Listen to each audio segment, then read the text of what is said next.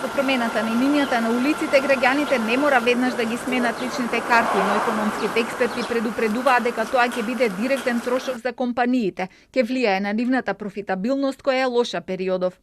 Компаниите заради запазување на ажурноста како законска обврска уредена со законите за даночна постапка, за едношалтерскиот систем и за регистрирање на готовинските плаќања, ќе мора да ги променат податоците во централниот регистар и да платат за тоа, да ги уредат записите во софтверите за издавање на фискални сметки и да платат за тоа, да ја известат УЈП преку РДО за ваквите промени и усогласат документација, интерни софтвери, интернет страници, што значи да трошат ресурси и време. Комисијата што го составува регистарот денеска ќе ја изготви финалната верзија која ќе треба да биде усвоена од Советот на градот. Скопскиот градоначалник најавува благи корекции на списокот, но не и иземање на сите имиња за кои деновиве имаше реакции во јавноста. Отврла каква било политичка конотација, велејќи дека само исполнува предизборно ветување кон скопјани кои сакале да ги врати старите имиња на улиците.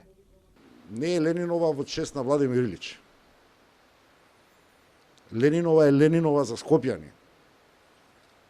Ако тоа не можете да го разберете, не можете да размислувате да бидете дел од Скопје во оваа смисла во која што зборувам. Дали ме разбирате? Железничка е железничка за скопјани.